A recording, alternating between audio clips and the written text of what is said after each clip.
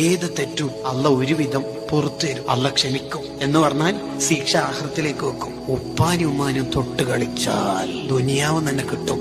ഹാക്കിം ഇമാമിന്റെ മുസ്തദറക്കിൽ ഉദ്ധരിക്കുന്നതാണ്. ഉമ്മയില്ലാത്ത പോരങ്ങ് ആലോചിച്ച് നോക്കി. ഉമ്മയില്ലാത്ത വീട്, ഉമ്മാന്ന് വിളിക്കാൻ പറ്റിയ ഒരാൾ പോരക്കുണ്ടാവൽ എത്ര വലിയ നിയമത്താണ്. ഉമ്മയില്ലെങ്കിൽ ആ പൊരയില് AC, അടിപൊളി ബാത്റൂം, കുറെ മാർബിൾ, ഗ്രാനൈറ്റ്, ഇതിനെ കൊണ്ടെന്താ കാര്യം? ഉമ്മാന്റെ മുഖം നോക്കിയാൽ തന്നെ സ്വർഗല്ലേ? ഉമ്മാന്റെ മുഖത്ത് നോക്കി അജുമ്രം ചെയ്ത കൂലിയല്ലേ? ആ ഉമ്മയില്ലെങ്കിൽ തീർന്നില്ലേ നമ്മളെ വീടിനെന്താ പ്രകാശമുള്ളത്? അവര് കുറെ കാലം നമുക്ക് വേണം. ഉപ്പന്റെ ഉമ്മന്റെ പൊരുത്തമാണ്.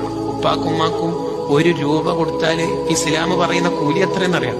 1,00,000 രൂപ കൊടുത്ത കൂലിയാ. 1,00,000 ഇരട്ടി പ്രതിഫല ഉപ്പാക്കുമ്മാക്ക് സ്വതക്ക ചെയ്താൽ. അങ്ങനെ ആരും ഉണ്ടാവുമോ ലോകത്ത്? ആ സ്വർഗവാതിലുകളെ നമ്മളെപ്പോഴും പരിരക്ഷിക്കണം. ഉമ്മാനെ കുറിച്ചിട്ടുള്ള വയല് ഉമ്മ മരിച്ചതിന് ശേഷം കേട്ടിട്ട്, യൂട്യൂബ് പ്രഭാഷണം കേട്ടിട്ട് കരീനേനേക്കാൾ നല്ലത് ഉമ്മ ഉള്ള കാലത്ത് ഉമ്മാനെ ചിരിപ്പിക്കുകയുണ്ടോ. അങ്ങനെ ഉപ്പാന്റെ ഉമ്മാന്റെ പൊരുത്തുള്ള നല്ല മക്കളാവണം.